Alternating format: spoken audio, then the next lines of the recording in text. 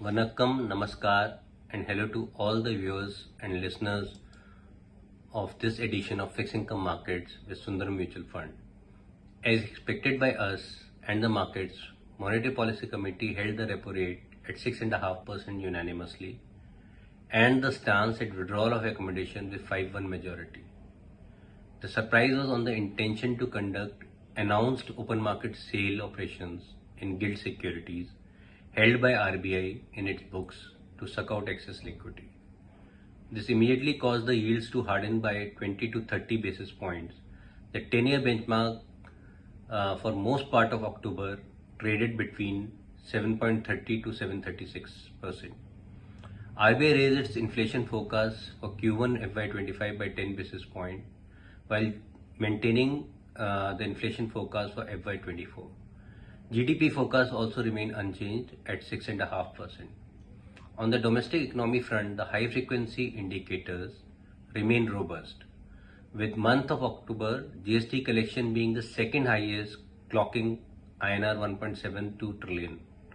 PMI manufacturing remains in expansion at 55.5, although the expansion has moderated from 57.5 earlier. Services PMI also moderated to 58.4 from 61 the last month, showing weaker consumer demand, although be it still strong. Credit offtake remains around 15% handle. The tax collection have picked up with exception on the excise duty front. Overall, the Indian economy remains robust, signaling the domestic orientation of the Indian economy.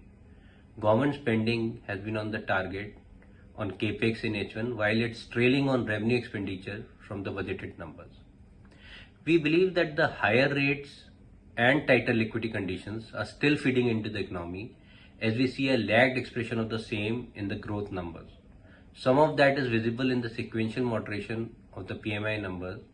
Inflation is also likely to moderate as witnessed last month due to vegetables.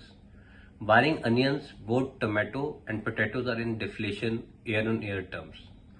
Pulses, cereals and spices continue to pose challenges, but supply side measures from the government are keeping them from flying off. And on the crude front, the prices have slipped from highs achieved earlier and are in a range right now. Although Rabi crop yields will determine the future prices, also the global food prices need to be watched closely. Although the year-on-year UN Food and Agriculture Index monthly has declined 0.5% in October, showing easing food prices, El Nino conditions warrant a close watch on the future price outlook, like sugar, maize, wheat, etc. In the United States, Federal Open Market Committee remained on a pause at 5.25% to 5.5%. Federal Fund target rate, reiterating its willingness to raise rates if the conditions so demand, and its unwavering commitment to bring down the inflation to 2% target.